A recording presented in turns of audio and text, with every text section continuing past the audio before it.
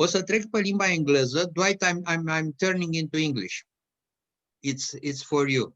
Thank you. And I want to express my gratitude for Dwight to join us in this meeting. The Professional Corner, it's an, I would say, well-established event of AMCOR. It started many years ago, and it brings together not only consultants, members or non-members, but also other stakeholders, clients, which is most probably the most important target that we have. And today we have also some representative from the media. As I have already mentioned, Dwight, first of all, I'm going to say something about his professional background. He's Canadian, native Canadian, but his roots are not far away from our country because you see, it's Dwight Mihalicz, and it's a name that you can recognize very easily.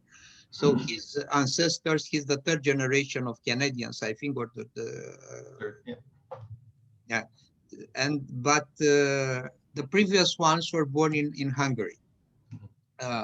Dwight is a very good friend of mine, and it's a personality that I appreciate a lot. He's not only an excellent management consultant, has an outstanding life experience and professional experience.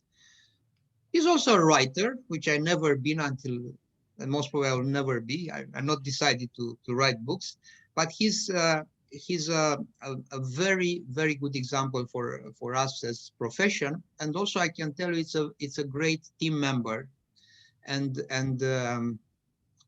always is trying to share with the others what he's doing professionally, and not only. We have some years since we met for the first time, and we worked together for a while.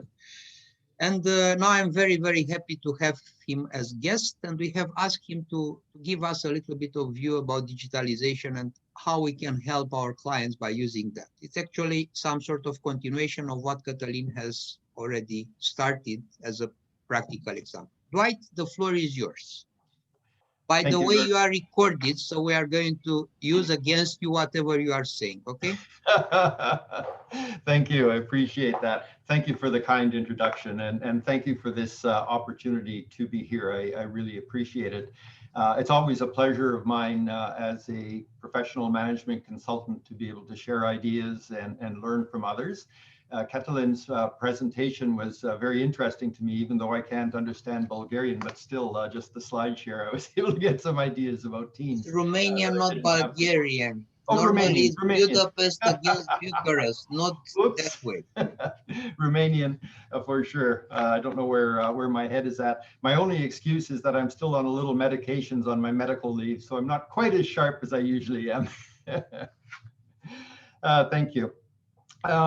So I'll share my screen. I have a number of things that I would like to share with you today, and these are maybe a little bit different than you might be expecting, because I want to give you some insights more from the perspective of what we as management consultants need to do as we think about how we support our clients in digital implementation. So that takes us into a few different areas that are not directly related to digitization, but I think are really important. Can everyone see my screen properly? You should see the title screen now.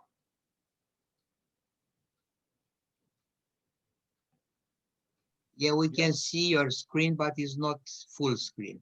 Not a full screen. Okay. Let me just try that again. Okay.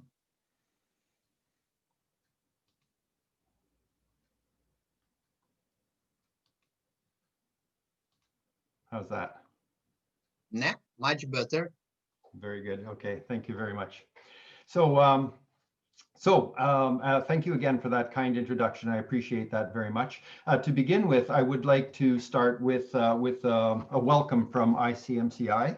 On behalf of the board of ICMCI, thank you for inviting me to this, and on behalf of our executive director, Rima Nasser, we're always delighted to participate in any way in these kinds of events to support the profession globally. The starting point for me today is really about the value proposition of management consulting. There's no question that it's a thriving profession. In 2016, the last year for which we have information, good information. This global spend on consulting was US dollars over 250 billion. I've seen other numbers which are even twice that, but this is from Consulting UK, which really understands what is the profession of management consulting. Of that 250 billion, 60%, so about 150 billion, was spent on management consulting, which is one of the types of consulting that takes place. So management consulting excludes from consulting financial consulting and IT consulting.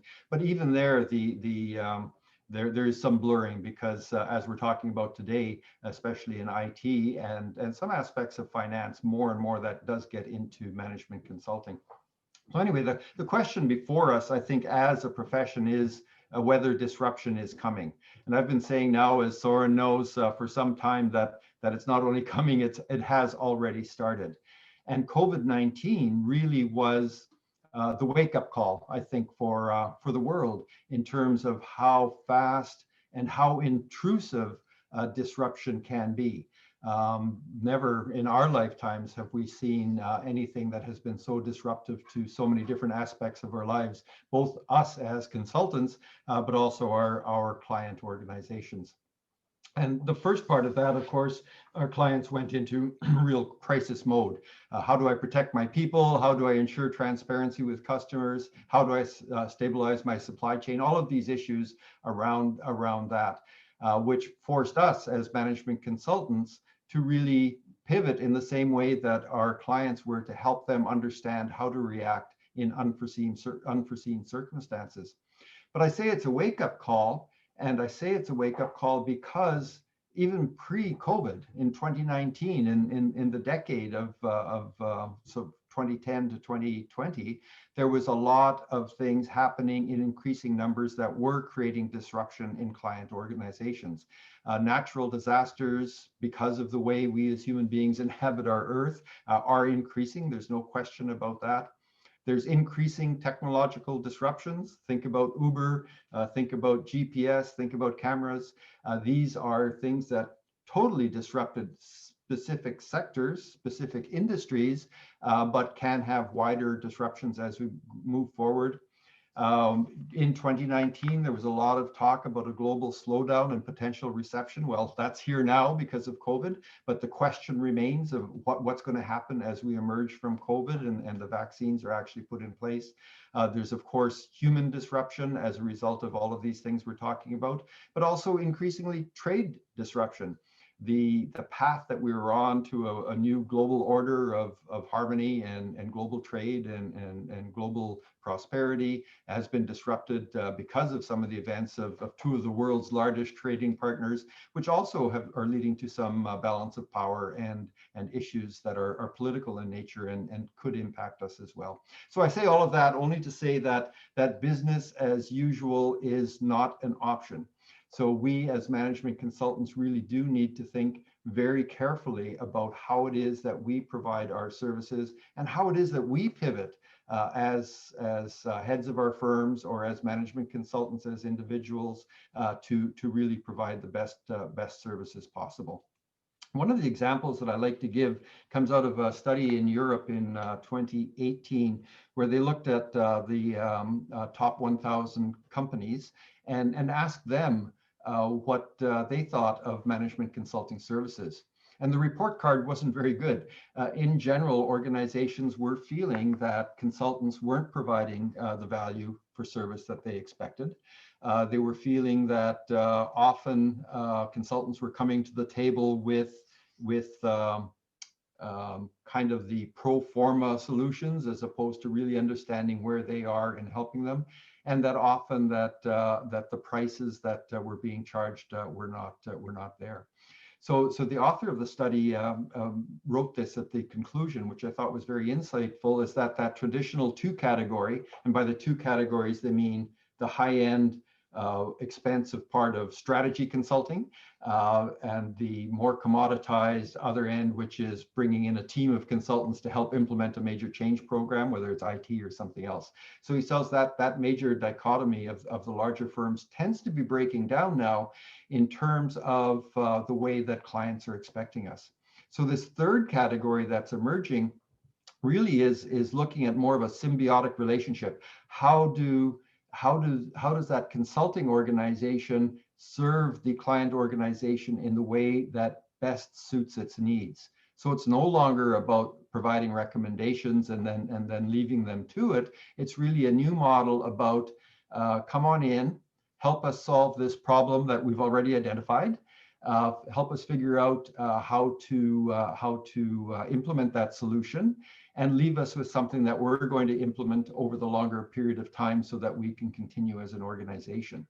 So this is something that really does focus in on what the independent consultants, small to medium-sized firms, and even the larger firms are now pivoting to react around this in terms of how do we provide services that are more tailor-made for customers, more individualized, and really starting at the specific needs of the client. So for those of us that are in smaller mid-sized organizations, collaboration is key, and communicating with and being in touch with our client organizations is particularly important. So anyway, this is an insight that we as consulting firms, whether we're one of the big four, whether we're one of the top 10 in the world, or whether we're an individual practitioner, we really need to think about how it is that we position ourselves in terms of the real needs of the client organization. So I say all of that only to lead to technology implementation, because if we're thinking about AI or we're thinking about other types of automation, what is it that the client really needs, and what are some of the pitfalls that they could run into that we as management consultants need to have top of mind so that we can support them in doing that work. So the rest of my presentation is really around that. It's around what are some of the key elements of artificial intelligence that we need to keep in mind, and how can we help our clients to be more successful. The first point I want to make around that area is around the availability of knowledge.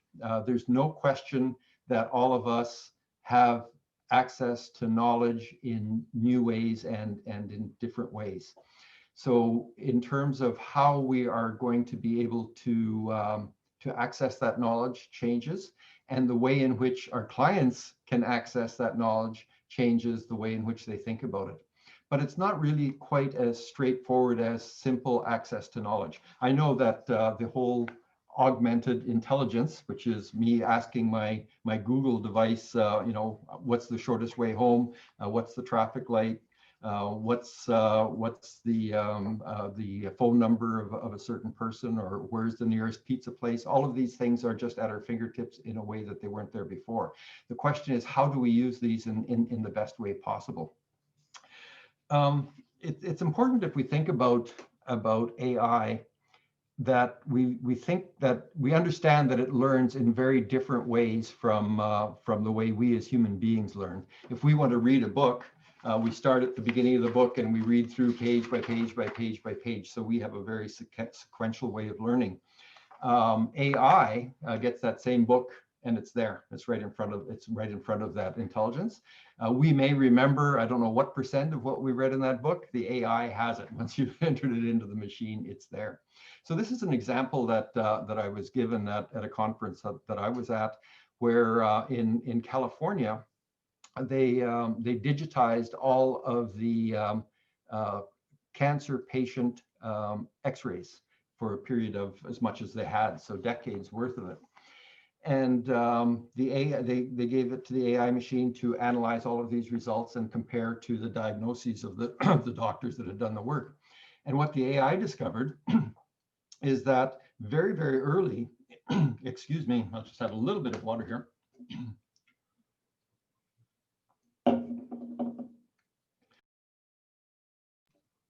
What they discovered is that the AI identified that in very, very early stages of the disease, there were some small dots that would appear along the bottom of a lung. When an individual looking at these one by one looked at it, it wasn't relevant. It wasn't anything that could come into place yet. But the AI, looking at all of the data over all of the series and all of the courses, could make this correlation between those few dots in that particular situation being a high probability of developing a more serious lung cancer later on. So it revolutionized the way that they were able to interpret what someone's susceptibility was to the lung cancer. So AI can be very powerful and can help us in hugely incredible ways. The augmented intelligence part of it can also be very helpful to us in terms of making access to knowledge available to us. But the two of those things can get very confused very easily. And as a result of that, this availability of knowledge has changed the way people think of professions. So think of the way you think of your medical doctor relationship. If I think about myself, not that long ago, if I was feeling some symptoms, I would try to figure out what was wrong with me, not really have much of an idea, go to the doctor, describe the symptoms, and the doctor would give me some insights into what I thought was wrong, what he thought was wrong or she thought was wrong. Now I've got access. I can Google my symptoms, and I've got a pretty good idea based on my own experience, my own knowledge of my health, and all of that other information that's available to me out there of what the situation is that I'm in and what my medical needs are. So I go to the doctor, usually self-diagnosed, and say, I think I have such and such. Now, 9 times out of 10, I may be correct, but that 10th time, that additional diagnostic capability of the doctor really changes what I was thinking about what my needs are. So my reliance on this huge amount of information may or may not be correct. And this is where the professional comes in. And this is the point I want to make about management consultants. The risks of this availability to knowledge to the client organization is that they believe that they know what the solution is for the problem that is facing them, when in fact they may be dealing at the symptomatic level. These are the symptoms that we're feeling, and we need to solve the problem of those symptoms by doing this, this, and this.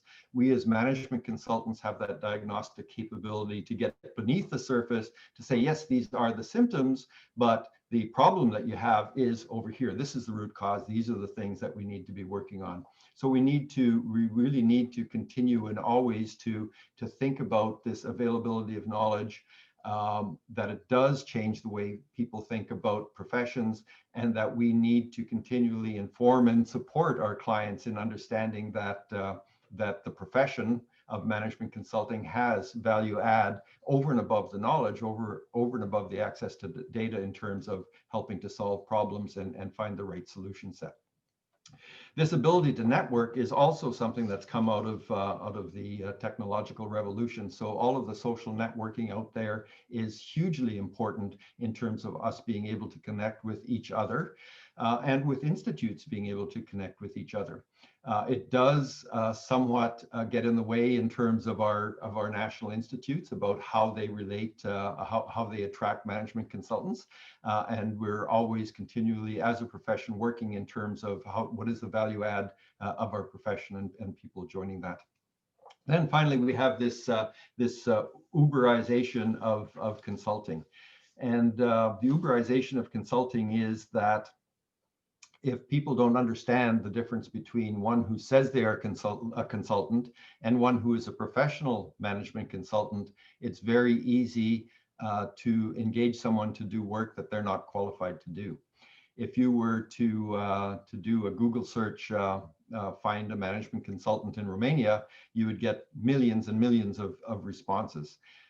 That's partly because you can come at it from many different directions, so many different sources to point at one consultant, but it's also partly because people who are between work, people who have just graduated, people who have recently retired, feel that they want to provide additional services, not in part as part of a career, and they will become a consultant. So again, part of our job as the Institute is to help not only our clients, but new entries into consulting, that to become a professional management consultant is more than saying, I am a consultant. It is, how do you provide these products and services in a way that can help that client organization to be more successful? And this is more than just bringing a particular skill set. It's bringing this diagnostic capability for us to be able to do that work. So having talked about diagnostic capability a bit now, I do want to give you a bit of insight into that, because this is a really important part of automation and artificial intelligence that's not as well understood as it needs to be. And we as a profession really do need to understand that. So this is based on work by Elliot Jacks, who did some work starting in the 1950s. And there's a very, very solid research base around all of this, which helps us understand complexity of work. And in the next 2 or 3 slides, I'm going to help you see why this is important for us to understand when it comes to automation. If we think about level 1 work, this is entry-level work in the organization. This is where people are hired, they come in to do work during the day. So for example, in a call center, people show up, they have their desk, they have their calls, and they sit there, they take the calls and they follow a procedure. Answer this call, try to solve this problem for that client, following this procedure or following this list. Think of a bus driver. The bus driver comes in the morning, they have their route. It might be a daily route, which they have to follow this procedure so often. They have to stop at these stops in this timeline to pick up these people and then drop them off. If they're long distance, it might be a route of a few days or a week where they have to go out and make this route. But again, it's very proceduralized. They have to follow this work in this particular way. If you're a mechanic, you come to work in the morning, you have your lists of repairs that you need to do. You follow that list, and then you have a huge manual, which is a set of procedures which tell you how to repair that car so that you can figure out what the problems are, replace the parts that are damaged, and get that vehicle going again. If you're an emergency response technician, again, you come into work in the morning, you have your route, you respond to calls. If you have a call, you follow a procedure in terms of how you get that person to the proper medical care. If you're a pizza delivery person or a pizza maker, again, you come into the work in the morning, you have a procedure to follow to be able to do these things. So the common aspect of all of this level 1 work is that it's all proceduralized. Always in level 1 work, what you're doing is you're using your judgment as a level 1 worker to understand what the procedure is, to follow the steps in the procedure, to solve problems so that you can follow those steps in the procedure. And when you run out of procedure, there's something that's outside of scope, then you kick it up to the next level. So you go to your boss to get support with that. So let's talk about that next level up, that level 2 work, which is think about the frontline manager. The frontline manager now is not concerned with following those procedures and those tasks. That frontline manager is concerned with, how do I create procedures? How do I improve procedures? How do I ensure that my workers are as capable as possible to follow those procedures in the most effective way possible? How do I ensure that my team is working together in the handoff between points for that procedure? So now at this next level up, the frontline manager has to use a diagnostic capability. Instead of having a finite number of decisions, how do I follow this decision tree? They have an infinite amount of data available to them in terms of what do I bring to bear to solve this particular problem that's in front of me, or to improve this process that's going wrong, or perhaps to create a process that didn't exist before so we can proceduralize work that used to be done at a higher level in the organization. Think of other kinds of professionals, a dentist. A dentist is accountable, yes, for cleaning and repairing your teeth, which is relatively short term, but they have that larger area capability requirement of diagnosis. So how is your mouth working? What are potential problems coming down the road? What are things that they would recommend that you should do now so that you don't have trouble further along? So that they have probably a 3, 6, 9, 12-month plan where they see you, to follow you and to support you in your work. Similar with doctors and other medical professionals. Teachers similarly have an 8 to 12-month, professors probably a little bit shorter, curriculum that they must follow to deliver knowledge in a particular way. Nurses as well have a 3 to 12-month program where they are using their diagnostic capability to oversee all of the work of that's necessary for patient care. Nursing is often confused between level 1 and level 2. So there's a lot of technician work. Registered nurses can delegate work to technical nurses, which can work in a procedure. So a lot of work in hospitals is really to differentiate those two. So anyway, all of that just to say that there is an hierarchy of complexity of work in organizations, and I'm not going to go through this with you. We could spend a day just on this, but to really make the point that when we're thinking about automation and digitization, we're working at that level 1 work. We're working at tasks that are put in place in a systemic order to create a process that can be followed and that can be improved. And this is where it comes to it, that can be automated. So what we need to do then is think about how do we, in terms of that proceduralized work, those tasks that we can align in procedures, how can we automate those in the best way possible? I just want to give you an example here that really helped reinforce for me when I heard it, and then I've got another example that comes out of my own life. So the first example was, you may remember Big Blue. It was in the 70s, I think, where IBM developed a computer that could play chess. And the big thing was, will a computer ever be able to beat a human being? And when that finally happened, it was really a breakthrough in terms of AI. And if you think about chess, this is really a huge number of potential moves, and each move leads to another huge number of other potential moves. So it is quite complicated programming. But this was done a few years ago where they pulled together a competition of human beings. So I would play chess just by myself, computers playing chess, and cyborgs. And cyborgs are individuals playing chess, but supported by a computer. And guess who the winner of the overall tournament was? It was the cyborg.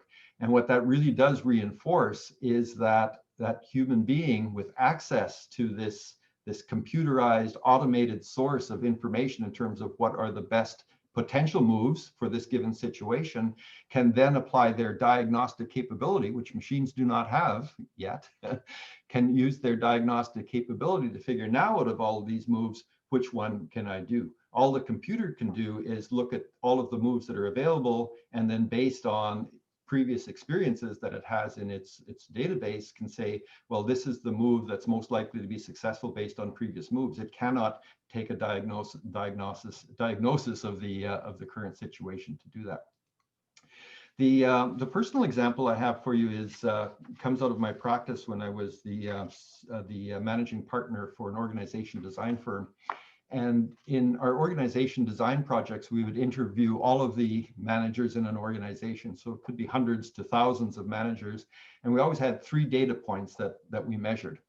And then when it came time to do the report, and this was part of one of the most frustrating things of report writing I ever did, you had to, for each manager, compare those 3 data points to each other and say what they were. And then say, based on what that data point was for each one of those 3, whether that role was in the right level in the organization, whether it was too high or too low, or whether it needed further work. And it was probably about my 3rd or 4th project, I realized that this was a finite decision point. It wasn't infinite, because for each one of the 3 scenarios, you could figure out based on what the values were of 1, 2, and 3 data points, whether or not it was properly aligned or whether it needed review. So I engaged a university student, and in a week they wrote a program that could look at those data points, do the analysis that we as consultants had been doing, and write the text better than us, because it didn't have the possibility of human error.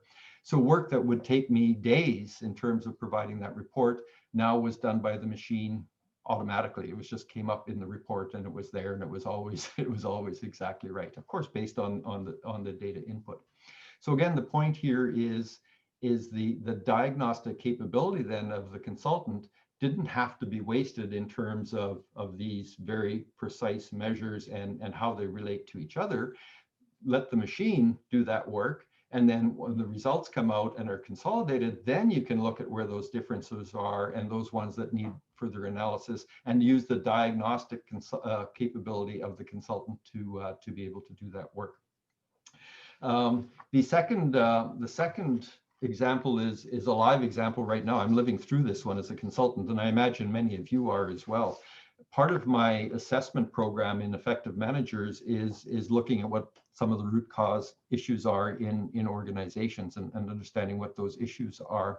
So in 2010, 2011, 12, I guess it'd be about 2012 when I launched it, we came out with a very sophisticated survey tool that we could use with organizations to really get a very good picture of what was happening in the organization. But that costs a bit of money because, you know, implementing that kind of a survey tool and then doing the analysis of it becomes very work intensive. And with everything that's happening everywhere else, not access to knowledge, client organizations were seeing that they could use SurveyMonkey and they could use template surveys to get what seemed to be the similar kind of information at much lower cost. So of course, we worked very much over the last few years in automation to try to simplify even more this survey system and get it to the point where we can automate the actual results of the survey so that we can be competitive in the marketplace and provide still in some way within the price range that clients would like a value-added service where we can focus more in on the diagnosis rather than on the analysis of the questionnaire itself. So that brings us down to tasks, and tasks are really the fundamental working block of so many things in organizations. If we think of tasks in organizations, it's all about work and how the work is done. The point I want to make in these 3 slides is if you think about tasks, tasks can be aligned into processes. So how do you align these tasks into a process? But also we have to think about these tasks can be aligned into roles. So how do we align these tasks into roles in a way that makes sense for organizations? And then we as consultants, this is where the diagnostic capability really comes in, is having come up with this procedure of all of this level 1 work about who does what, when, and where, how do we interplay that with the roles that are necessary in the organization, and then getting the right accountability and authority in place for the people that are in those roles so that they know not only what work they have to do when, but how their work relates to other peers in the organization so that they understand their cross-functional relationships. So putting in place the automation of a new process, if we consider only the work of the process, and we don't take into account the accountability and authority of the roles and how those roles relate to each other, will undermine the potential success of that. The other point that's really important in procedures, just comes to me now, so I don't have a slide on it, is the effective point of accountability. We do need to identify where the point in the organization is that has the accountability and authority to delegate how work is done and to direct that work be done in that way so that you find the right person that's accountable for that procedure. And it's usually much higher in the organization than you would imagine. But I digress a bit. On my website, I'll give you a link later. You can find out more about that. So to wind down on the points and to try to wrap it up in a way is to make the point for you that generally organizations do not do well with change. There's research going back many years which shows that 70% of organizational strategies do not achieve the goals that they have set for themselves. And the number is the same for major change projects in organizations. 60 to 70% of major change programs do not return the results that were expected. And digital change is no different. And there's a lot of things happening in organizations that can undermine the ability of an organization to be able to implement change successfully. So if we as consultants are supporting the implementation of digital change programs or automation in whatever form it might be, we really do need to take into account what else is happening in that organization so that we can support that client to be as absolutely successful as possible. We've done a lot of work over the last year in this area to really understand what are those key points in organizations that need to be addressed and where organizations need to have the right processes in place. And I stress, whether you're a Fortune 500 company or whether you're a small, medium-sized enterprise, these points are all really important. Of course, if you're a bank or you're a utility, the complexity of all of these things is much greater. But if you're a small, medium-sized business, you still need to think about these things. And the points that we've come up with in our work that, and we've developed an assessment tool to measure that, and you would have access to be able to develop those same kinds of things in your own practices. These are the areas that we feel that that organizations really need to have a grip on to be good at. So if you're trying to implement a new digital program and your managers aren't effective, you don't have professional development programs in place, you don't have a knowledge, an ability to learn, you're not understanding how to share knowledge within your organization, all of the things you see on this list, then each one of these in and of themselves is going to undermine your ability for success. So what I'd like to do now in the closing minutes, before I know we want to have a few time for some questions, I want to share a model with you that we've developed at Effective Managers. It's an analogy because organizations are complex places. And when you talk to clients about this kind of a list of things you need to have in place, their eyes start to roll and glaze over a little bit. So what we've put together is this analogy of an organization, because organizations are very complex. Trees are also very complex. So what we've done is compared the organization to the tree. And what we've done is identified those structural elements of an organization, which are the strategy of the organization, the business model of the organization, and the organization design of the organization. So those are three structural elements that have to be in place, just like a tree. A tree needs bedrock, it needs topsoil, and it needs a root system. So if you have those in place, then you have the structure of the organization. The second part that we stress and think about are the outcomes of the organization. What are those things that are outcomes that we need to think about? And here we talk about the culture of the organization. Yes, culture is an outcome as opposed to an input. We talk about the performance of the organization, and then the profit, which is really the fruit of the tree. So the branch structure of the tree, the leaves and the foliage being the performance. If it's bright green, you're doing well, and the fruit is the results of your labor. And then the third part, which ties together the structure and the outcomes, is really all about the people. And the people is about, do we have an accountability and authority model for who's accountable for doing what when? Do we have, in terms of accountability and authority, and understanding of how we work with each other in other parts of the organization? Are managers doing their managerial leadership work? Because managers are the key between the decision of strategy of the CEO and the front line in terms of delegating that work down the organization in a way that makes sense. And then fit to role. Do we have the right people in the right role doing the right things? And I call this one here managerial capability. Do we have, particularly in managerial roles, people who are capable of doing their managerial leadership work? So if we have the structure right, the people right, and the outcomes right, then we're going to be able to do that.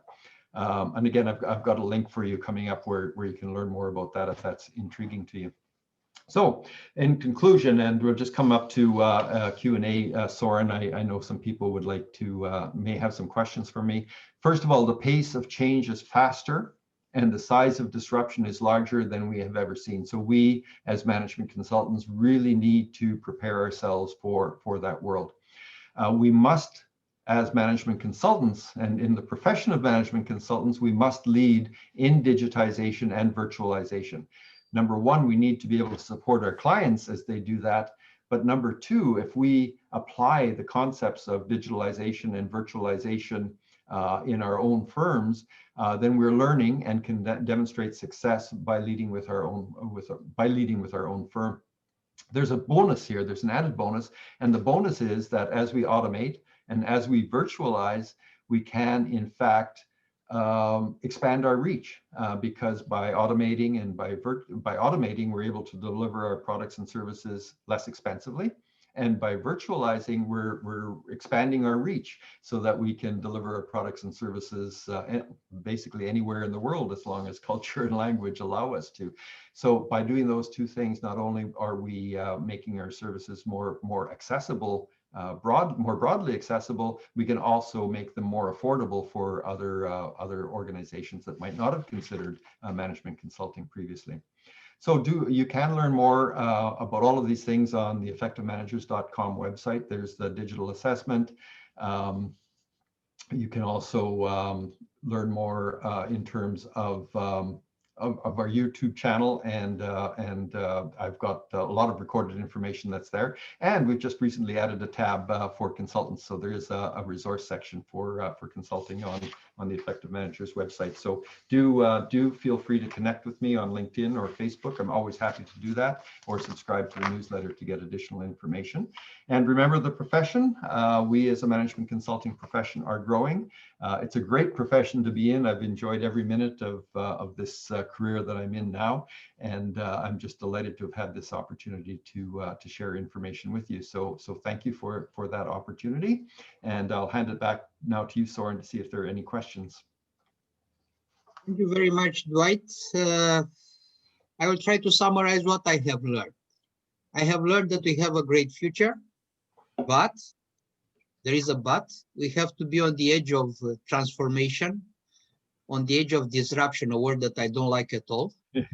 And we have to remember that digitalization is just a tool. But in order to use it, we have to know it quite well, or very well, I would say. Yes. Thank you very much. You gave us not a shortcut, but you gave us a better understanding where we are, because we tend to forget, we have that word, we don't see the forest due to the trees. We are somehow in that position. Okay, now questions. Comments? Disagreements? Disagreements are the best. I know. Sorin, I understood very well the message, and also your message. We are, at our experience, let's say, in a position to give advice to our customers how to improve their technological process by using IT. Of course, the first is just to improve our own activity by using IT. But the second and the most important is just to give advice to customers how to improve their technological process by using IT solution. And this is very hard, as you said before. We should learn before how to use IT, and after that, to instruct them to buy and invest in IT in improving their own activity as a consultant. We are consultant, and we had to give the right advice to them in order to improve their activities. Of course, first for us, but the second is just for them. I understood that, and I'm aware about the capability of consultants, not of our consultants, but anyway, the consulting generally speaking, how can they approach the customer in order to provide the right solution, the right investment plan for developing in a digital age, in the digital area. So this is my question and my comments. Of course, coming something from Canada will be helpful for me, maybe for you. Yeah, I think you've summarized it very well, Romeo. I think there are two parts to it. As the management consultant, we have to guide them and support them, whether they're focusing in on the right IT program, the right automation. Is this the area where they really need to invest for improvement? Is this going to be the best payoff for them for the future? And then the second part of that is really making sure that they are ready for implementation. So how do we support them to make sure that all of the different systems they have in the organization will support success for the implementation of whatever program it is that we've recommended to them. Thank you. Many thanks. Other comments? They are shy, Dwight. I don't think that you have surprised them. I see that Christy is willing to ask something. First of all, thank you, Dwight, for your... Now, we hear you very badly, Christy. I don't know why. Maybe the microphone is not as it should be. Now? Yes. Now? Okay. Okay. I forget the instrument of digitalization. It's around my ear. So first of all, thank you for all your philosophy, because for me the IT sector, it's a little bit too strong for me. I'm a little bit lost in the IT in digitalization. I remain in mind with those sector like instruments to share my experience. And for me, the important issue from a consultancy mission is to stay very approach with the innovation in each sector, and very, very near to the sector where I provide consultancy. I want to use the instrument like digitalization, but it's not the main thing for me. It's just to use like a comfort support and communication, not too much. The other things remains the education, and look forward how each sector will manage the issue and how the innovation will cover better than the technology himself like instruments. So yeah, maybe I'm the old school education, but I try to keep in balance the future with the legacy of our consultancy mission. Thank you, Dwight, and I'm glad you are well. You crossed the COVID like we with positive things. And I want to salute from you all the colleagues from ICMCI, because the main things, we remain human, and we fight each day from all the figures who are in front of us. Thank you. Thank you very much. Thank you. I appreciate that. We're starting our second wave in Canada, unfortunately, so it looks like it's going to be a lonely Christmas this year, but I think that's happening in many countries around the world. I appreciate your comments about collaborating and learning very much, and ICMCI has just now restarted its monthly, perhaps it'll be bi-weekly session where from around the world anyone can link in to share information. So watch the ICMCI website for upcoming webinars, so we can all collaborate with each other. And in terms of being on the leading edge, I think automation, AI is often seen as a panacea, and it's not. I think it's more important that what we think about is how do we do this work faster, better, easier. So that's been the work of management forever. How do we smoothen our processes? How do we get rid of duplication of work? How do we ensure that there's no gaps in the work? And the automation tools that we have to help us do this now are incredibly good. So as long as we're moving in that direction, and then try to seize the opportunity of automating processes that were not previously automated, or proceduralizing work which was not previously proceduralized, all of these are moving in the right direction.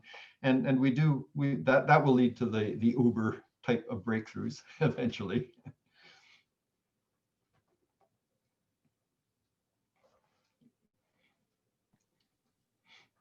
Sorin, if it's possible, I would like to interfere a little bit with a comment. Yes, please, Dan. Okay, thank you very much, Dwight. It was very, very interesting. And somehow, in my mind, when I saw your presentation, comes up some kind of link that I never have in my thoughts. There is, let's say, classical paradigms that business and management consultants business through time pass through the information knowledge. So the consultant, first of all, it has information. After that, he has knowledge, and we pass to the skills that we'll need to have in order to support our customers. And hearing you, the idea get into my mind that right now is the moment for us to pass from the skills part to the instruments part. We should somehow create some instruments for our customers, and for this, I sure we will need digitalization and automation, and for sure in some years from now it will be compulsory to have also some AI in our businesses. I don't know if I'm right or not. It's just a thought that I had, and I wanted to ask you about this. If it's some kind of link with what I thought when I hear you. Yeah. Thank you. I think you're right, Dan. I think that is there. I would weave into that somehow this diagnostic capability. So this ability to move through skills to instrumentation. So how do we support organizations to do work better? Because the bottom line, and if we can help them automate or create instruments or tools to do that better, whatever those tools are, then that's a really good thing. And for us to have that and stress the need for this diagnostic capability to get beneath the symptoms to the root cause becomes really, really important. Thank you. Right. How many minutes you still have? I have to go now. I'm afraid I'm on a regular physiotherapy session, and because of COVID, if I miss one, then I'm out of the program. So I have to leave now. But I do want to thank everyone very much. You have my contact information. If you'd like me to follow up, do reach out to me. Or if you ever want a follow-up session on some of these things, I'm always delighted to do that. So thank you very much. And sorry again about the brain fade around the language you were speaking. I've been to Romania. It's a wonderful country, and I don't know where my mind was at. But Romanian is a great language, although I still don't understand it either. Thank you very much, Dwight. I want to thank you on behalf of our organization and all of our guests. Anyhow, I'm going to talk a little bit about CMC 5 minutes after you are leaving, just to give a little bit of a picture with your picture in front of us. And what's the outcome, the taken of this is that we have to be always develop ourselves and be on the edge of transformation, of innovation, of disruption, and so on. We have no other choice. That's it. Thank you very much. It was very inspiring, as we could see, and we'll continue. And of course, we'll keep in touch and hope to meet again face to face, not only on Zoom or whatever else we are using. Beer time. And I will send you a PDF of the slides in case anyone wants them. You are very, you are very kind. Alexandra is going to take care to distribute that. As I said, I have recorded this. We are going to put on our YouTube channel, and actually it's nothing secret. It's just a professional corner where we are discussing the problems of the profession and the problems of the economy at the end of the day. Thank you very much once again, and all the best to Donna. Thank you. Okay. Bye. Bye.